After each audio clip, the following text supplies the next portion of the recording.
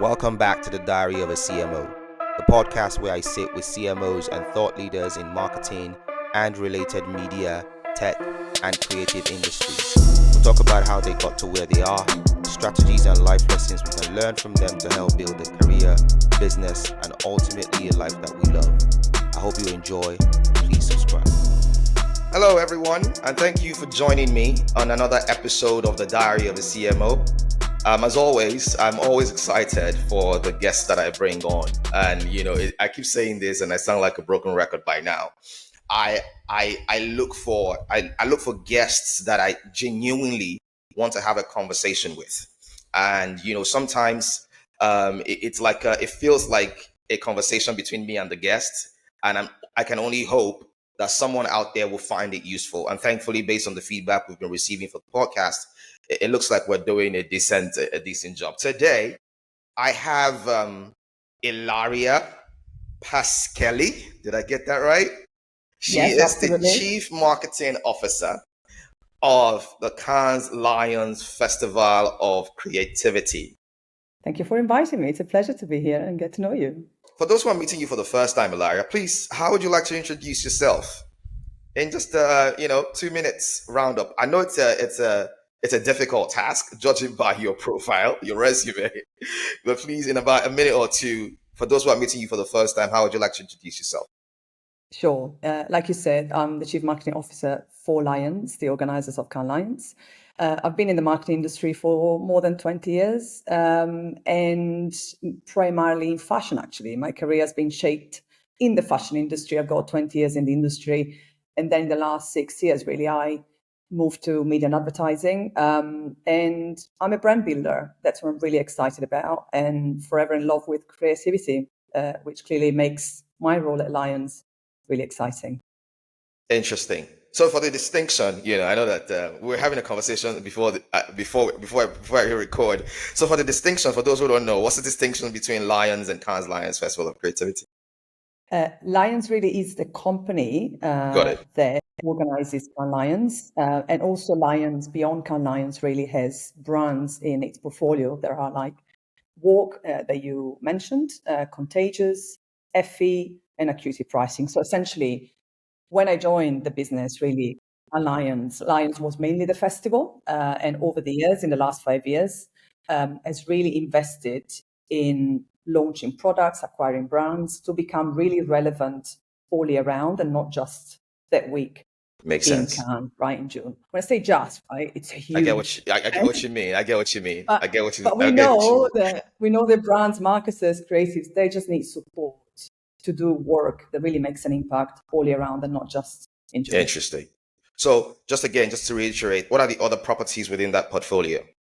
We've got WARC, really helping marketers really do marketing strategies that has an impact. Effies, it's all about marketing effectiveness. Yeah.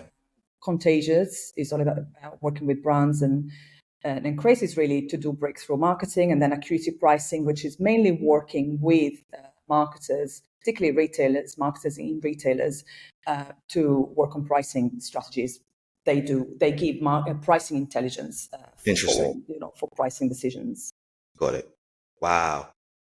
And In you work essence, across it's everything. Yeah. So my role really is being in charge of marketing and creative for the whole of the portfolio of our product brands, for Lions, which is the master brand.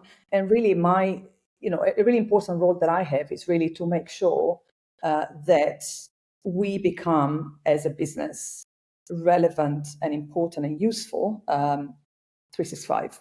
And our main role and purpose in the world right now, as Lions, as our portfolio brands, is really to help CMOs particularly and marketing leaders to connect creativity and effectiveness with the boardroom growth agenda.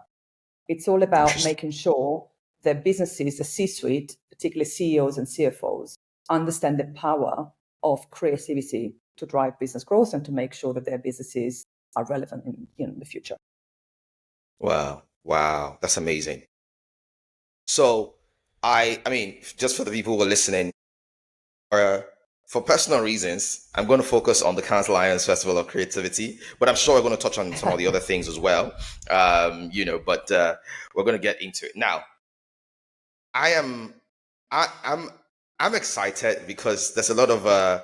I want to get your perspective on a number of things. Obviously, because you are sort of, in the background, so to speak, of all of this conversations around marketing and brand building and effectiveness and all of these things.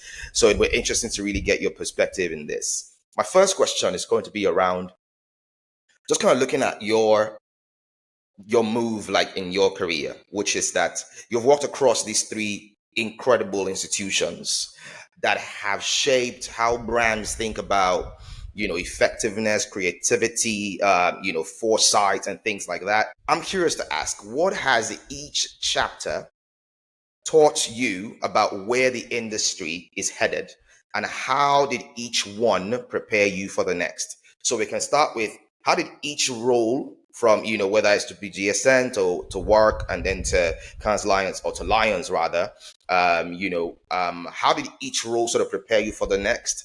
And with this sort of holistic view, where do you see the industry going? Yeah, 100%. So before I go into a little bit of a personal context, when I moved to WGSN, so that was the first brand part of back then, the Essential portfolio. The parent company was Essential. Today, we are owned by Informa, right? That was 2016, okay? Right. That was my first ever proper role in B2B marketing.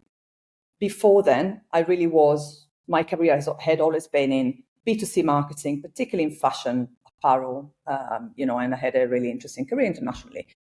When I first got the opportunity to get into WGSN, I hesitated back then. 2016, B2B marketing seemed quite uninteresting, particularly from the lens of a B2C marketer that worked in fashion. Right. I see what you You mean. build brands, you've got big budgets, super cool, right? B2B felt pretty uninteresting, right? It had all of the characteristics that I didn't find interesting in marketing. Things like tiny budgets, focus on short-term performance marketing, rational marketing, advertising, left brain, all of those things. So I remember when I really had to make a decision to talk to, I talked to quite a few people in the industry, my friends and colleagues, and said, should I really take this role? And they said, why don't you think about actually what can you bring from your B2C experience into B2B? Interesting. That can make it more interesting. Right. And that's when I said, that's an interesting challenge. Yeah. Let's take it. And when I really joined WGSN, I really understood, and that was the first ever brand marketing role they built they created in the business. Prior to that, their marketing was very performance marketing led, right? I joined at a very interesting time where WGSN wanted to grow beyond fashion. That was their main industry. They were very known in the industry. They had no equity in other industries they wanted to break into. They needed to build the brand and use the equity they had in fashion for other industries, right? I thought it was really exciting, but also thought the challenge here is to reframe the role of marketing in these brands. And then I found the same situation when I joined WARC, and then later in Cannes Lions and then Lions. What I brought to the businesses and what I thought was interesting was that actually the job to be done was to bring and put marketing at the heart of the business versus at the end of processes and decisions, and put creativity and emotions at the heart of marketing in B2B. Interesting. Frankly, it was lacking, but it was lacking in the B2B marketing industry in general.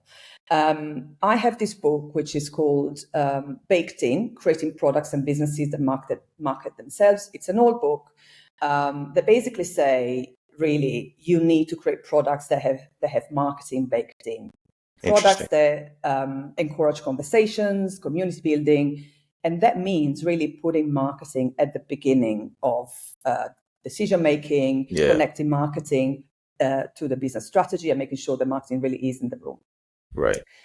So what really WGSN, WARC, and Cannes Lions taught me is that actually when you put marketing at the heart of the business, when you do marketing, really connect at human level with your audience, you have a massive impact and a big effect. But back then, it was really like quite a new thing to think like that in B2B, right? It was quite rational and left brain and sort of features led and all of that. What I learned at WARC, particularly, as you can imagine, WARC being all about bringing evidence about marketing effectiveness and how you build marketing strategies for effectiveness. I really learned about the importance of effectiveness versus efficiency, right?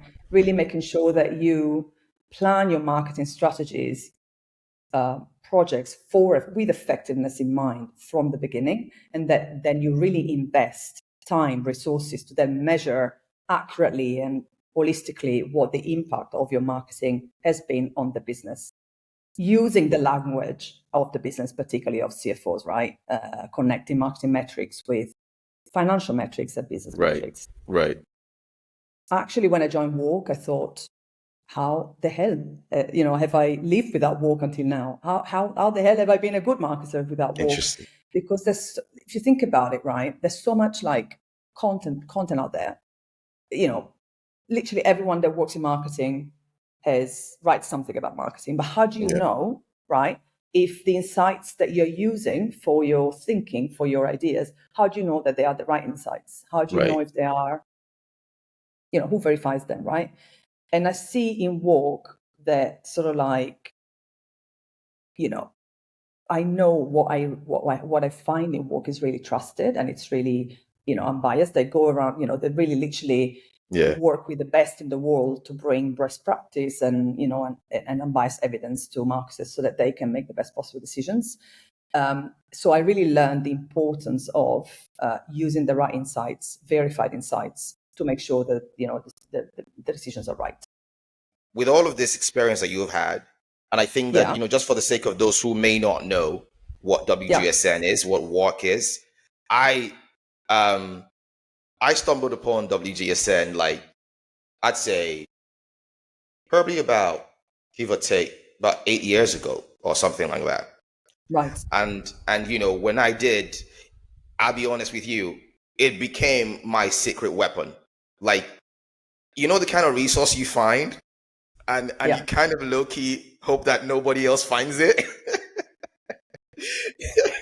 Yep, I know what you mean. I'm not even kidding with you. I'm not even kidding. Like, you low-key don't want anybody else to find it. I don't know what I was thinking, but the point is, the resource, or the amount of intellectual property, the amount of insight and knowledge you get from the resource that is published by that institution it's remarkable. And the same thing for WARC as well. My first boss was the one who introduced me to WARC. Like, this was very early on in my career, and she was like, what, when it comes to these conversations around insights and research and things like this, you have to be locked in on WARC. So for those who are listening to us for the first time, I want you to do one thing for me. Distinguish between WGSN and WARC. And then, the second part of my first question, which was, with all of these things, or your experience, where do you see the industry going in the future, in the next few years? Yeah. So WGSN, really, they define themselves as trend forecasters. They started back in the years, decades ago, working mainly in the fashion industry, helping buyers, designers, those that make products, to really make sure that they created products that people wanted, products anchored in trends and in fashion trends. But then now they're actually more than that. They work with any sectors to make sure that marketers, product makers, anyone that really works in those businesses, really anchor those products and those businesses into the zeitgeist and cultural cultural trends, not just product trends. WARC really is the most reputed intelligence for marketers when it comes to anything that has to do with your strategic development as a marketer. You need insights as to what is the work that works, what are the strategies that really work, and why, and how do you really get to work that really is effective. So anything you need essentially in your day-to-day as a marketer, you go to work to find the best thinking, data, evidence that you need to do your job essentially every day. So it's a different, like very complementary resources, but Very very complimentary. different, very, very, very different. I think the industry, where is it going? Got I mean, we could talk about this for the next probably 3 hours, right? But I'd say there's a lot of emphasis of finding effectiveness has been a conversation for decades, right? Marketing effectiveness, as in like really like get to work that really has an impact, has been top priority for brands for the last 4 decades, since the IPA launched their effectiveness award in the 80s. In the last 10 years has been as a prominent conversation. That's going to be absolutely important. So the industry is going towards needing to prove how marketing really connects with business performance, right? In the short term, in the long term. Super important. The conversation around brand building versus performance marketing has been a conversation for a while, still very relevant. And the key challenge here is to make sure that actually you do both at the same time. There is an either or situation where I need to choose between doing performance marketing, therefore focusing on short-term sales, versus brand building in the long term. The best brands, the best marketing teams, they do both at the same times and reframe actually questions internally around is not asking questions around did this campaign work only.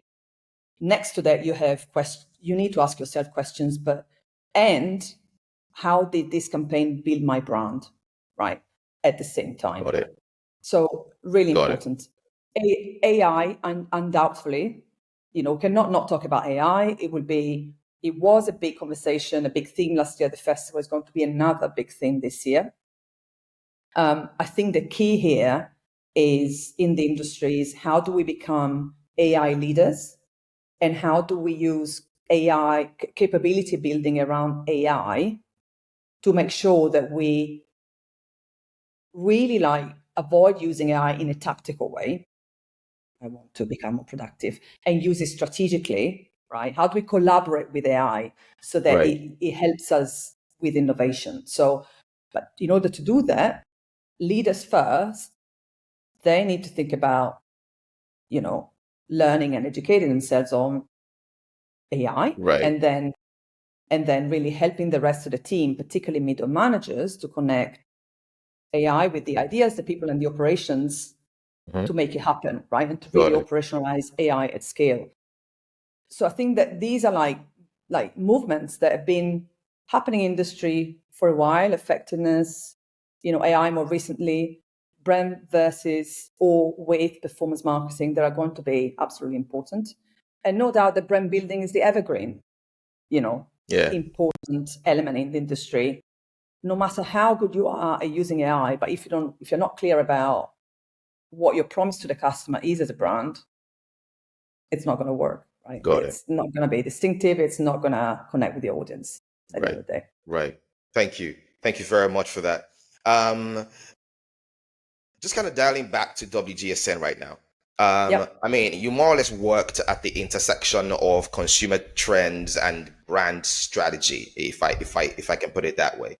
The question is, how can agencies and brands, move from simply identifying trends, just for the sake of it, in a sense, to embedding them into the work that they do?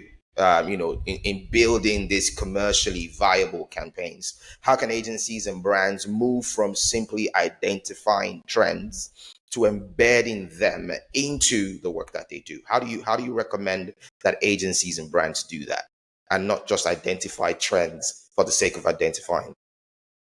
Yeah, of course. By the way, my time at WGSN was fantastic.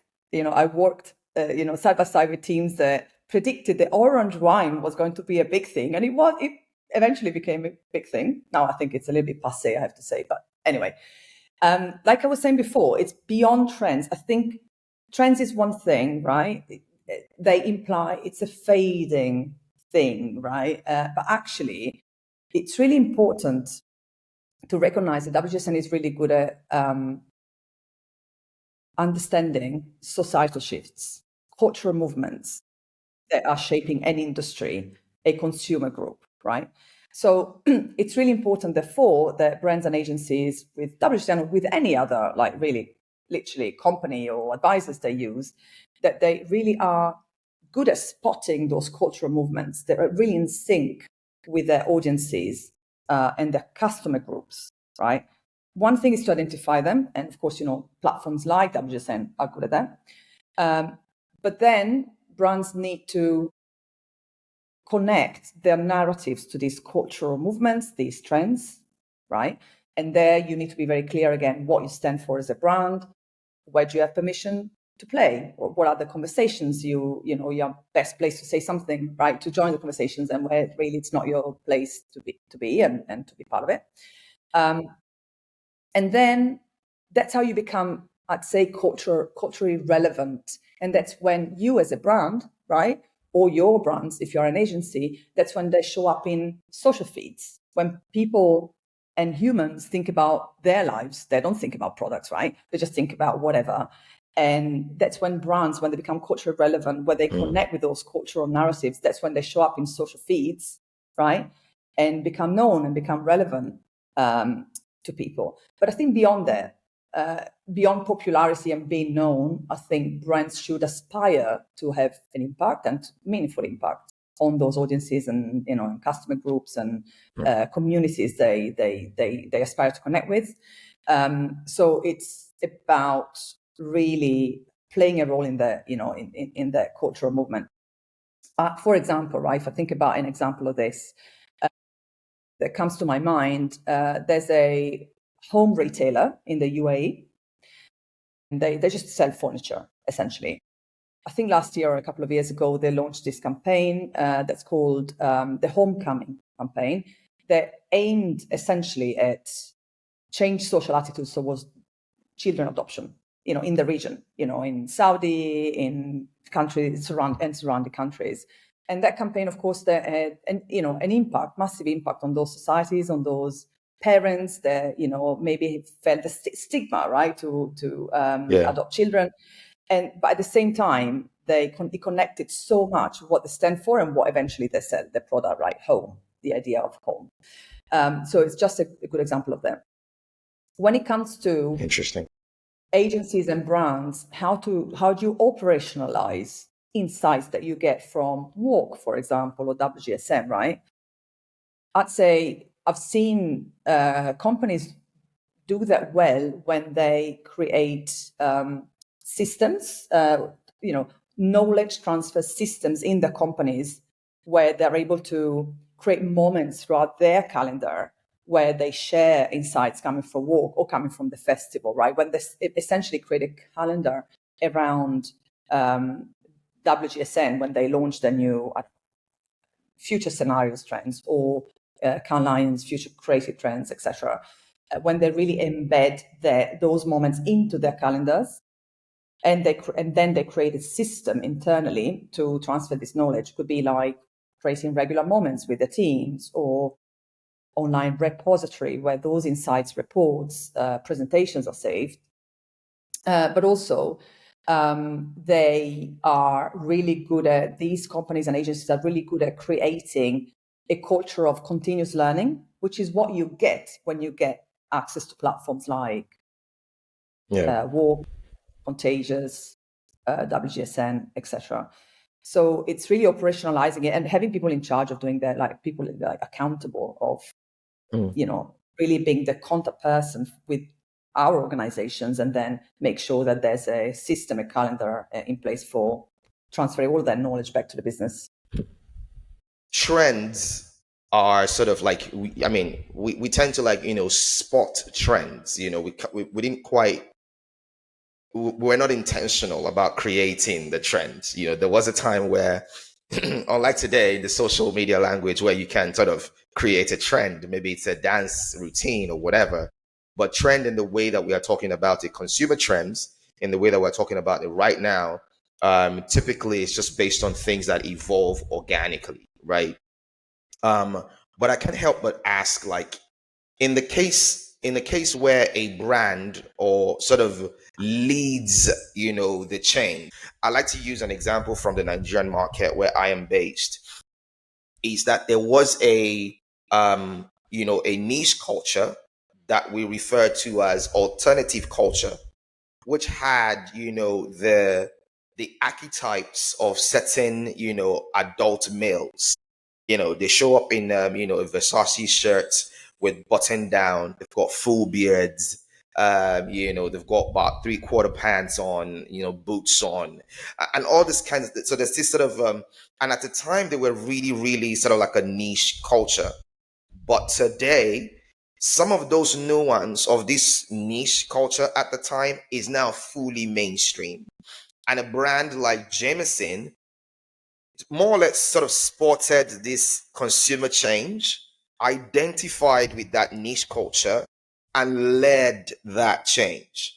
And what happened afterwards was 3 or 4 consecutive years of triple digit growth rates for the brand in the market, in volume and in value.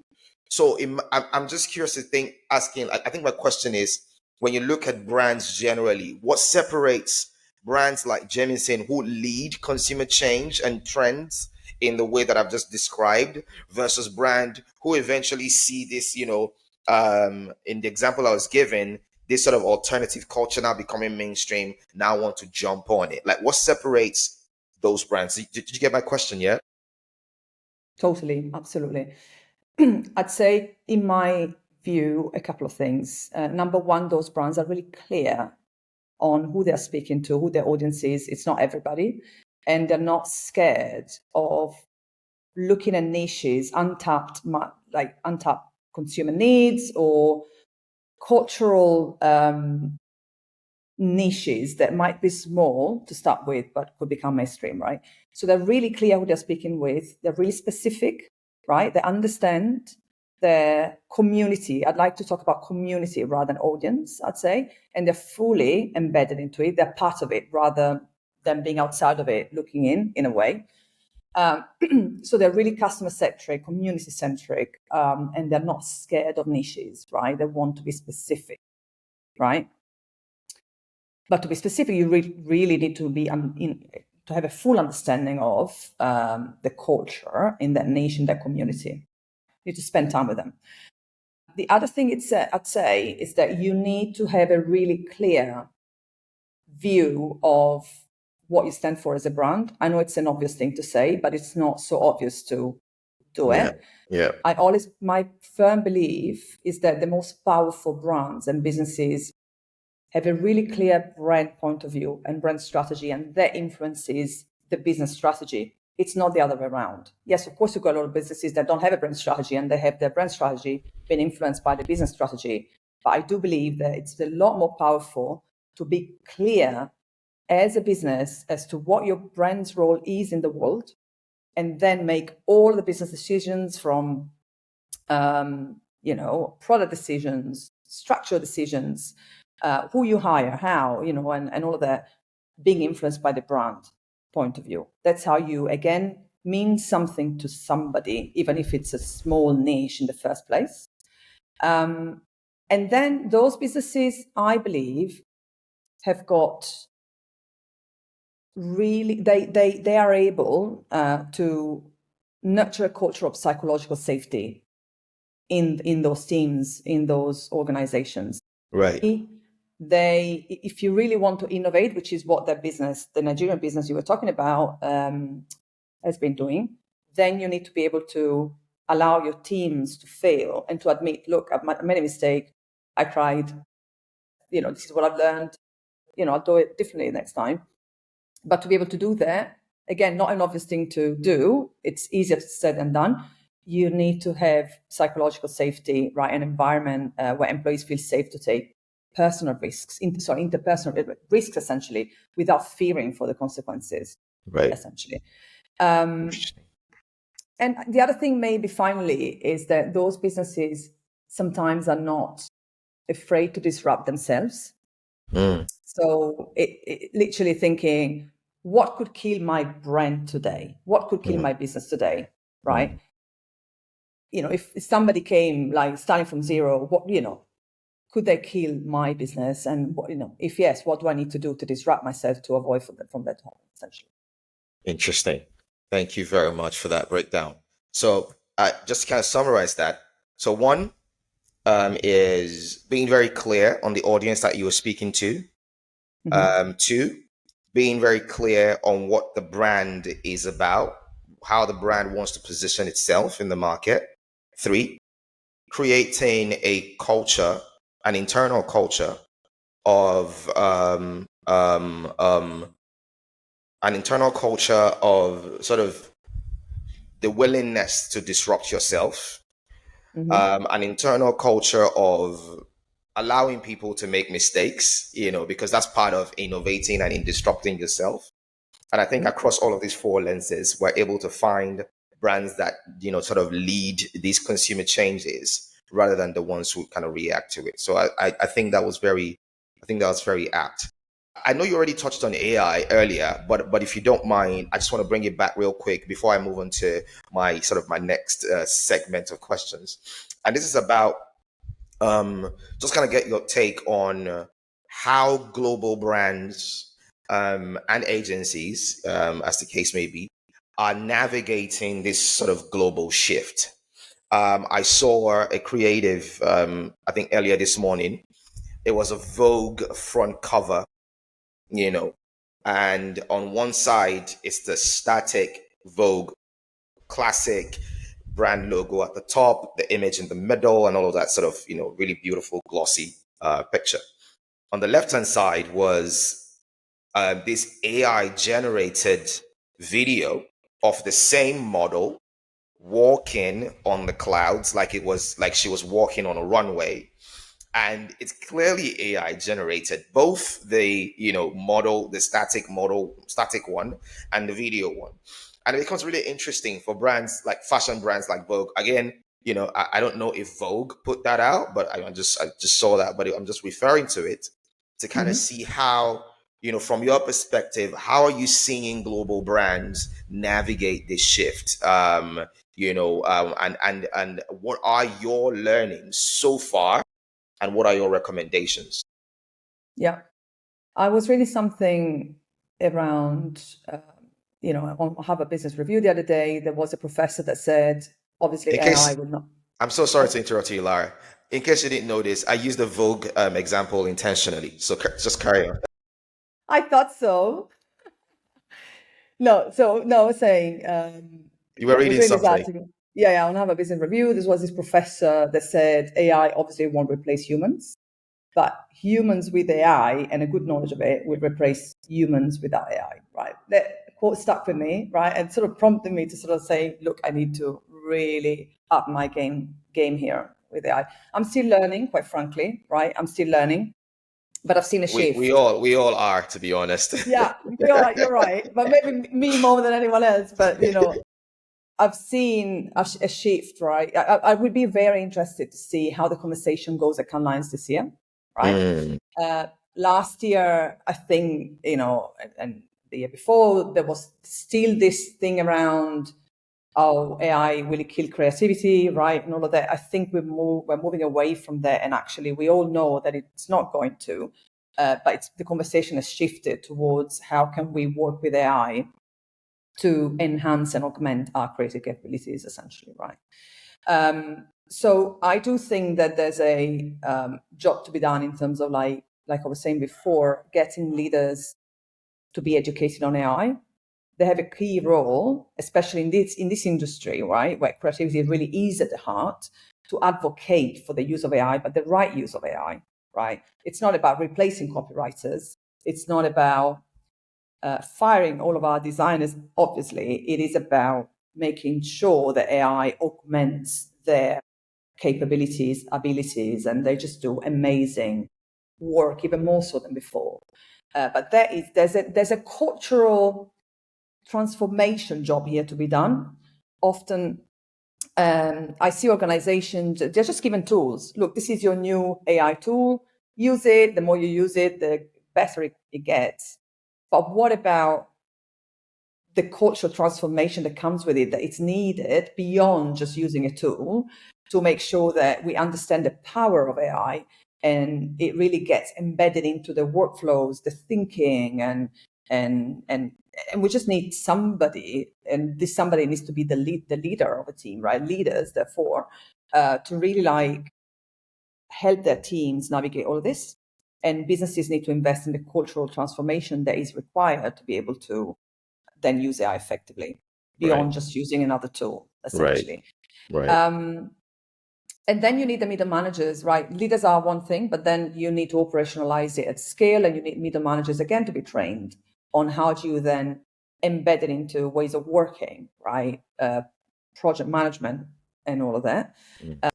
And then create a shared language around what it can do and the impact that it has had on a business or on a team. Right. I think, to me, every time we talk about AI, what really reminds me is the businesses that really want to future-proof themselves, they need to invest in capability building beyond the HR department. They really need to invest in a learning culture, particularly because technology, AI, but also technology at large, changes all the time, particularly in marketing, shall we say that? Yeah. So I think it's like literally training your team to be able to, to keep up and really use these tools, these technologies in the best possible way. Right. For the future benefit of the company. But that means that you do invest in capability building, and it's a strategic business driver rather than it's something you do on the side that your learning and development team owns. You need them, of course, they're partnership, but it is to be elevated at business strategy level, I'd say. Interesting. I think one of the key points you've mentioned is the education part, which I think any company or any brand or agency who's not doing that right now, I think that I think they're messing around. I also like the recommendation around having sort of like internal champions in that sense, people whose part of your responsibility, as a matter of fact, KPI is to drive the AI education and adoption and all of those things internally. I think there's a lot to unpack in there. I want to talk about your time at work now, which is at work you had access to global data, if I put it that way. A sizable amount of data on what works and what doesn't in advertising. I want to ask you, what, in your opinion, are the top three? I do say opinion, but backed by that data that you are aware of. What are the top three insights, every brand or agency should adopt from that body of knowledge, from your experience and your knowledge of this, global data in terms of what works and what doesn't work in advertising? What are your top three insights that you believe every brand and agency should adopt from that body of knowledge? Yeah. Thank God I still access WARC because it's still part of the Lions portfolio. I honestly, if I didn't have access to it, I would buy it. This is literally what I think as a marketer. Right. I'd say when it comes to really what works, really work marketing that really has an impact and is effective, creativity is number one. Obviously, there's so much evidence, right? Years of evidence, right? There's a body of knowledge around the fact that really creativity is a competitive advantage for marketers. The quality of your creative, right, can improve our ROI by a factor of 12, right? By a factor of what? 12? 12. It's massive, right? There's a lot of research around it. Creativity is number one. Totally in control of an advertiser, right, a brand, a marketing team, 100%.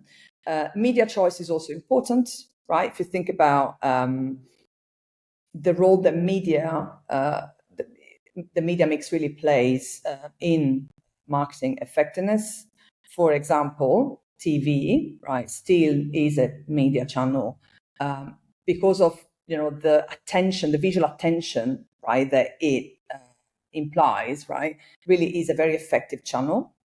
And then brand equity, right, is really important to drive effectiveness. The fact that you have invested in your brand consistently over the years, the fact that your brand has fame, your audience is already clear as to what you stand for, that improves the effectiveness of any campaign that you do.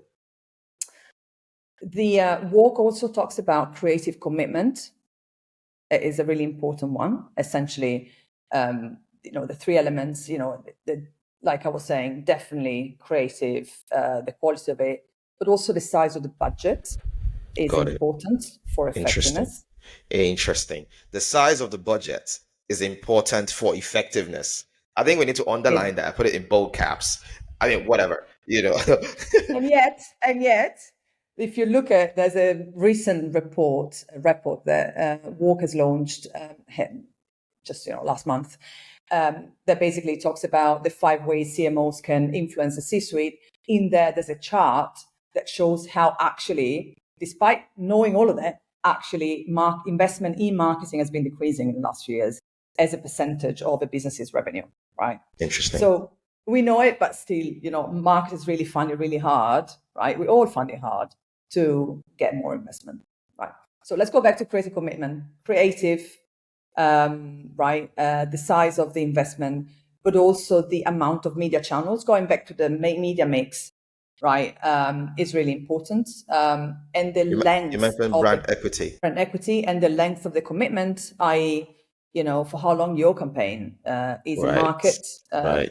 There's a correlation between that and effectiveness. I think that, you talked just now. I chuckled when we talked about budget and all. And it's this conversation about, brand building and performance marketing and, the pressure from CFOs and procurement and, all of these things. I think that it's a familiar conversation for a lot of CFOs and marketing leaders.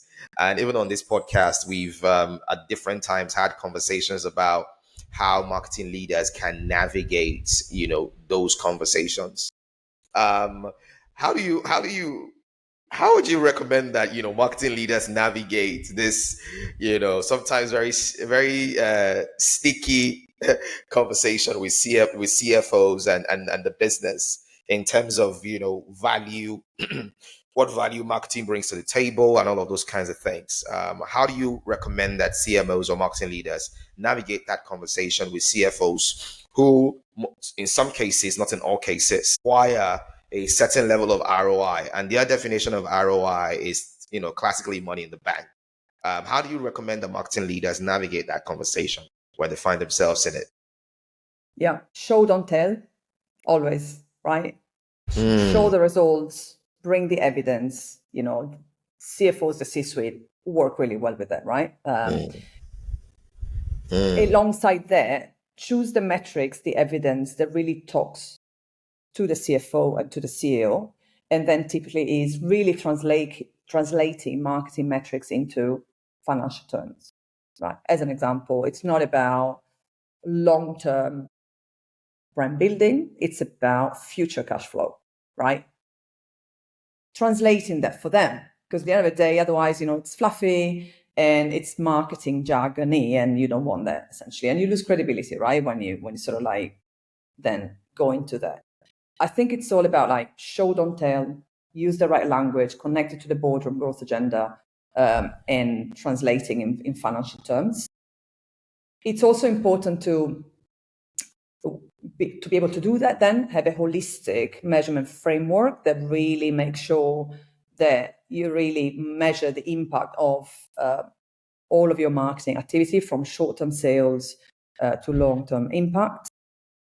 And again, connected with future revenue, next quarter's revenue, profitability, rather than talk about brand building, talk about the price, strength that you have as a brand that you can impose in a way because you have got a strong brand, right? So yeah, it's all about that, in my view. Yeah. It's not Wow. easy, but we've got the Yeah. tools at Yeah. Lions. Yeah, I love that actually. I love that actually. There's a lot of education that needs to be done for marketing leaders in terms of how to really navigate these conversations in a way that is meaningful to whether it's the CFO or the CEO, and still drives value for the tasks that we have as marketing leaders within those organizations. So thank you for those very practical recommendations.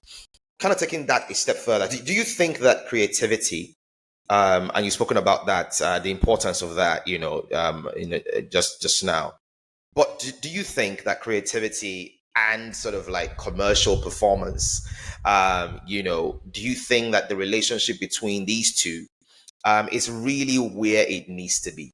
Sometimes it feels like there is a it's like in the boardroom or in these management meetings, it's like us versus them. We are the guys who are pushing for creativity. These guys are the ones pushing for commercial performance. In some organizations it's better, it's more sort of collaborative or integrated in a sense. What do you think, broadly speaking, with your view of a lot of markets and a lot of brands and agencies? Do you think that relationship or the conversation around that relationship is where it needs to be in terms of relationship between creativity and commercial performance? The relationship, there's a clear evidence, like I was saying before, between like the impact of creativity on commercial results and impact, right? There's so much evidence. For example, we do a study every year at Lions, the state of creativity study that looks at the state of the creative industry, the trends, the challenges, the beliefs.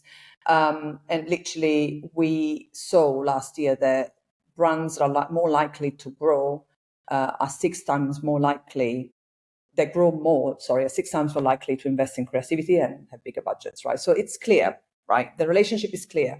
But in the boardroom, the challenge is to prove it, right? To prove it with hard facts. Again, there are the facts, but sometimes it's difficult to have the holistic measurement framework in place to be able to directly correlate this activity with the business results or business effect. Partially the challenge is a language challenge, right? In the boardroom, there's a education that needs to happen, rather than education, I'd say an alignment between CMO, CEO, CFO, and the other C-suite stakeholders on what, how really does creativity have an impact on business and business results, and what are the different levels of business impacts. For example, in 2020, we launched, particularly WARC, Cannes Lions, with James Herman. We launched the Creative Effectiveness Ladder. I don't know if you are familiar with it.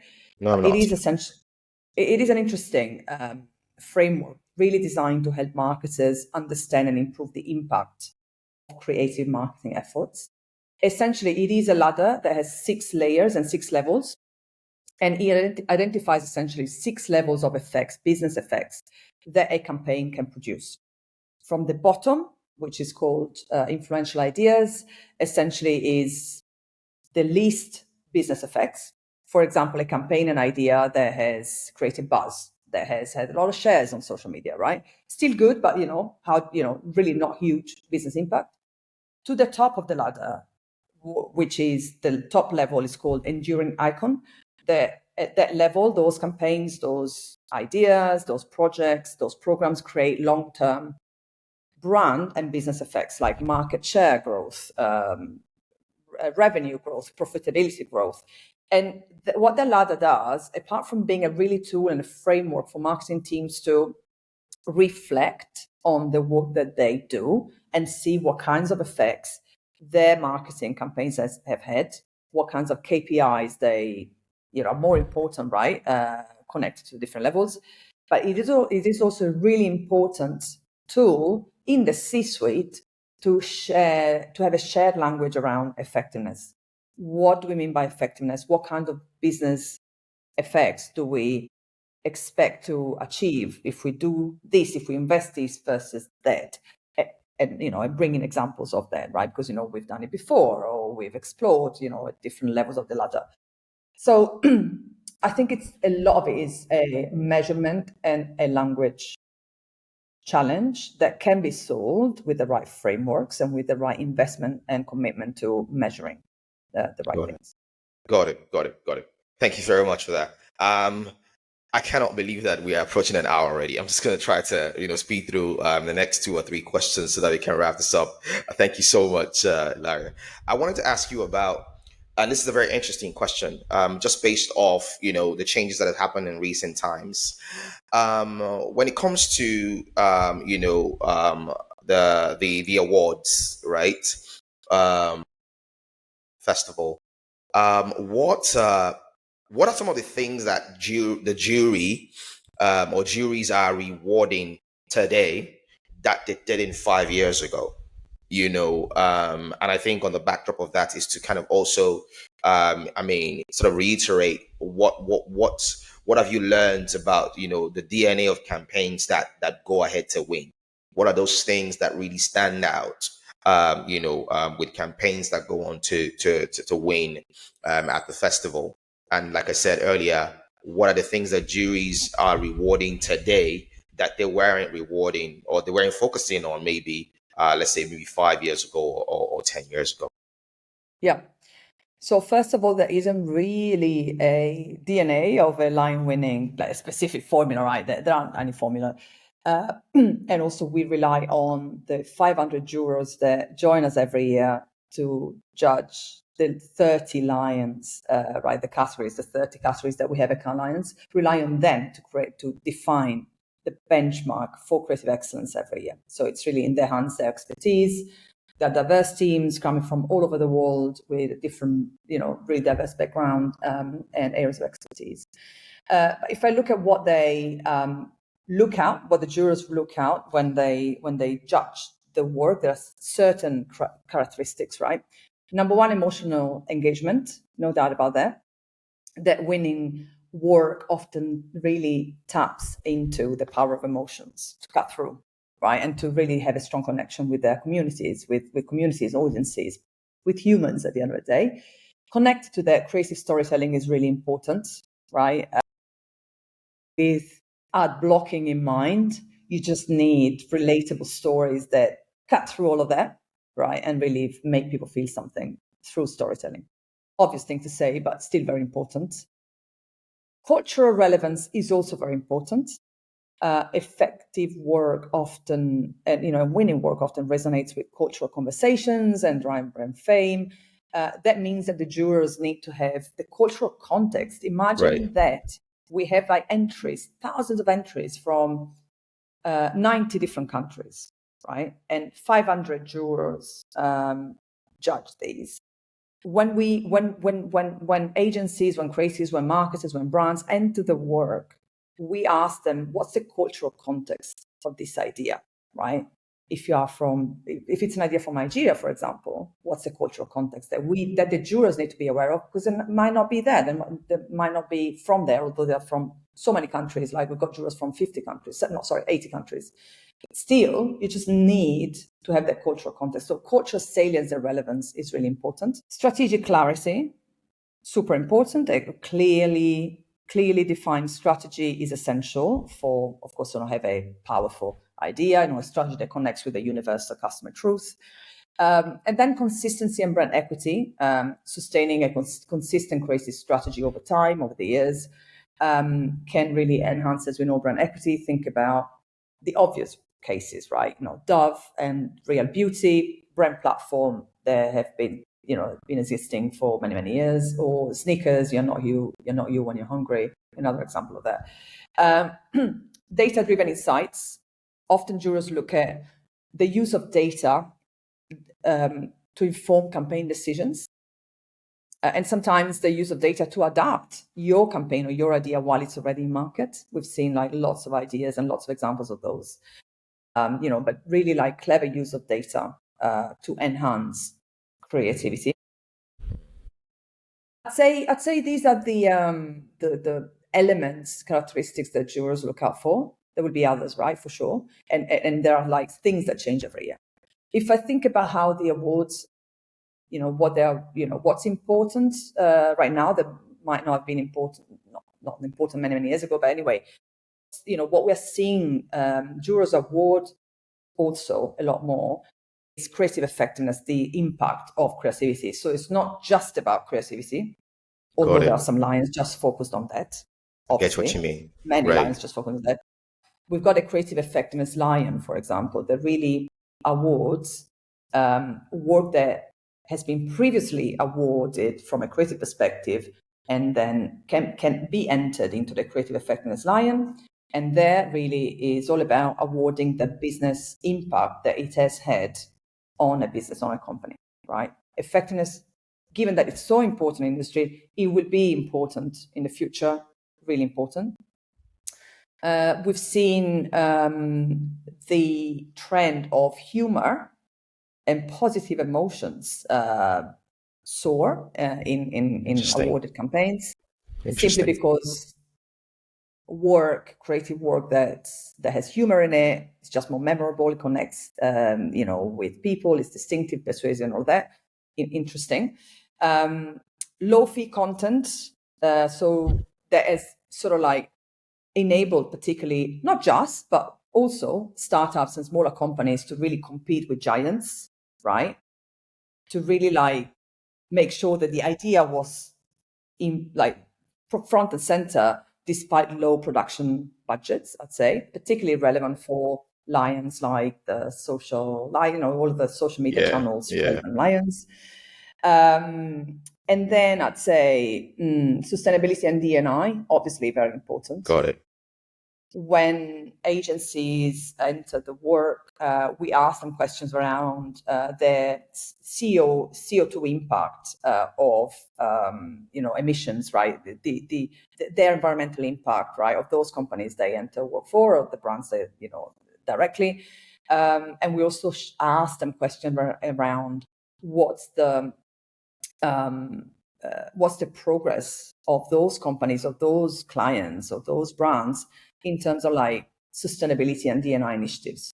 So we are a lot more interested in all of that and the commitment of those agencies and those brands in these topics. Wow. Thank you. I think that really gives a lot of pointers to anyone who's listening in terms of the key areas to focus on. I was going to ask you this question, which might be a bit sticky, but it'll be interesting to get your perspective on it. Do you think that, obviously with the size of the festival and all of that stuff, I have had on this podcast conversations with CMOs from different regions, and that's a bit of a not a concern. There's a bit of a feedback regarding representation. And I was going to ask you, do you think in terms of representation globally, do you think that the festival is doing enough to sort of level the playing field, from a sort of creative inclusion point of view, beyond the traditional power centers like the US, the UK, Western Europe, and things like that? Do you think that that the festival is doing enough to really drive inclusion across other regions beyond this traditional power centers? We have been investing so much in this area because we number one, it's important that Cannes Lions really is a global platform for creativity, right? And not just a platform for a part of the world, but for truly the world. And it really is already. If you think about that, we've got work entered coming from 90 different countries. That's quite incredible. We've got jurors that come from regularly from more than 70, 80 countries judging the work. For example, we have had first-time representation from the Ivory Coast in the jury rooms, right? And Kazakhstan.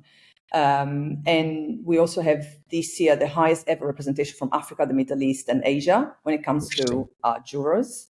And the way we run, jury presidents run their jury rooms, those 30 rooms, is really important, and it's got like creative, like inclusion at the heart of it.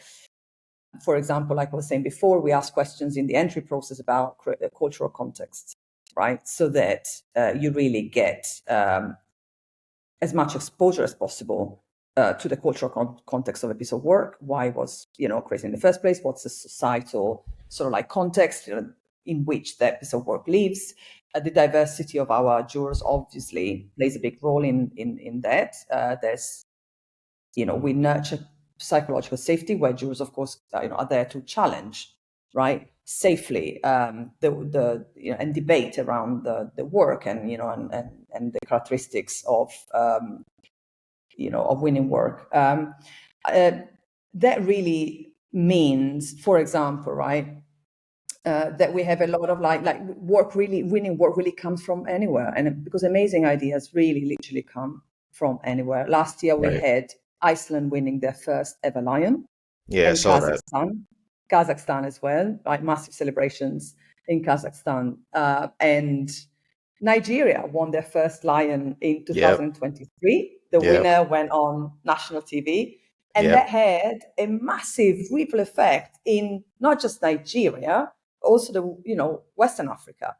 So that was 2023 when Nigeria won their first lion. 2024, we saw an increase of entries from Nigeria by 90%, but also more entries from double-digit growth really across Western Africa. So I'd say there's a lot of, I do believe that Cannes Lions really is a global platform, and we're doing more essentially to make it even more a truly representative of the creativity of all parts of the world. Wow, thank you very much for giving more.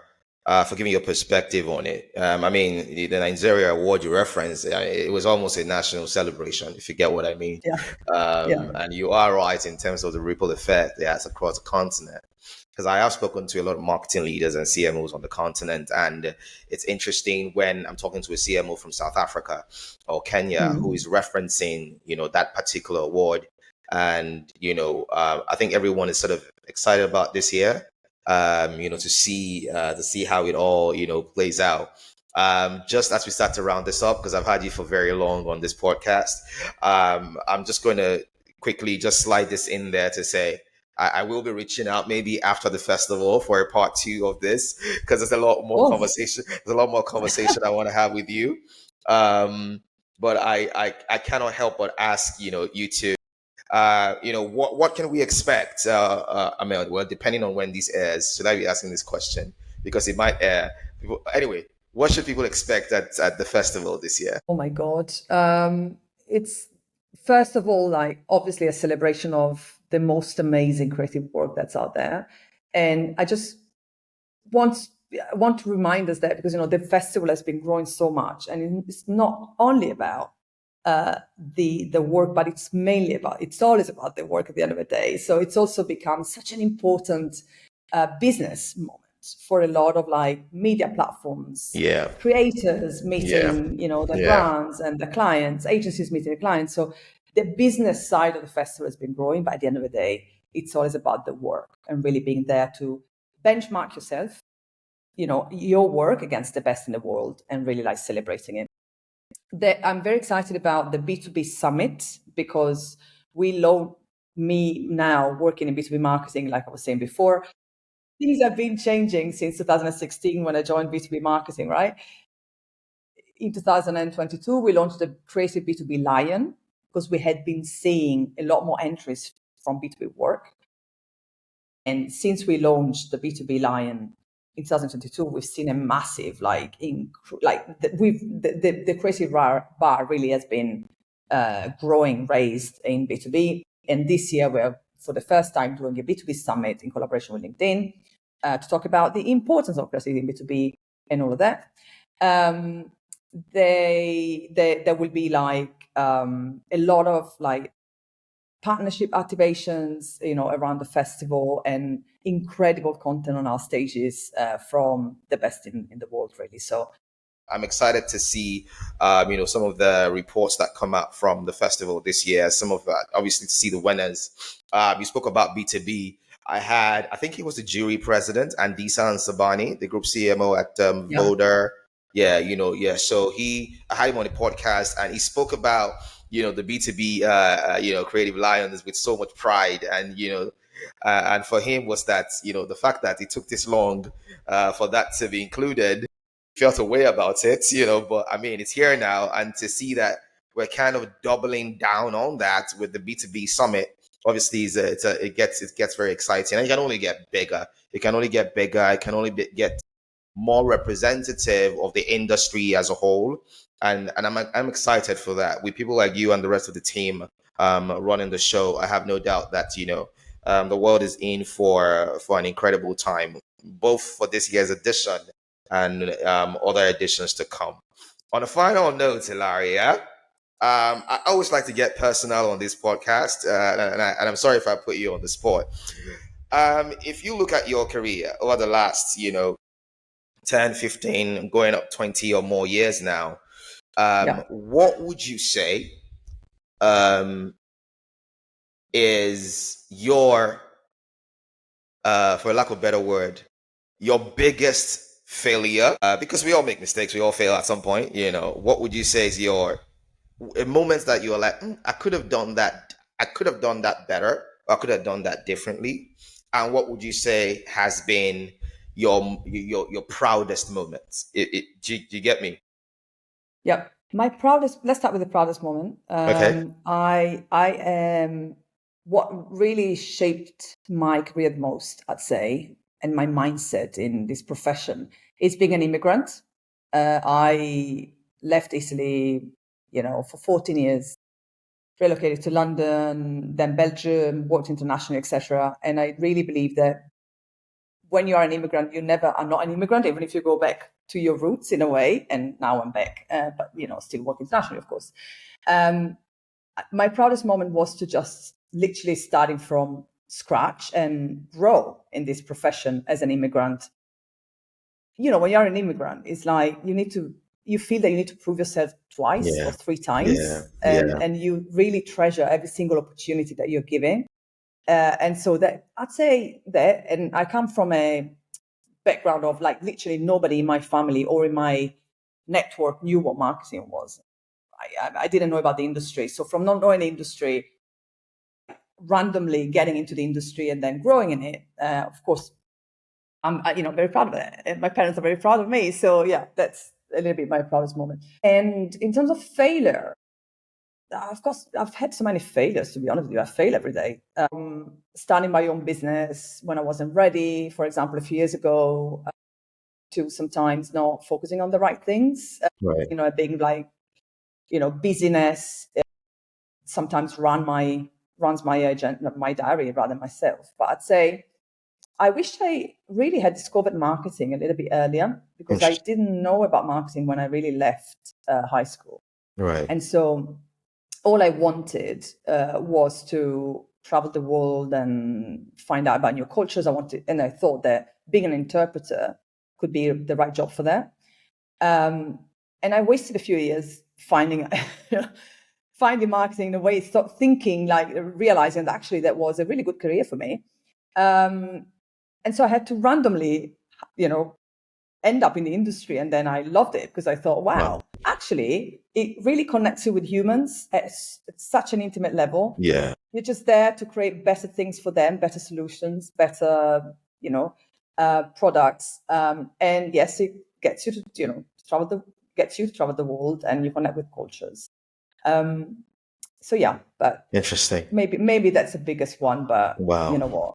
Wow. I am where I am, and I've had my own journey, and everybody's journey is different. Absolutely. If you don't mind, like if you were to speak to someone who was in your shoes as an immigrant, as an immigrant in whatever country or culture, what would you say to them, who maybe as an immigrant in that country or culture, maybe, feel out of place, or maybe feel the need to work, extra hard to prove that, like, what would you say to that person, seeing that you have traveled that road yourself and you're where you are today? What would you say to that person? Yeah.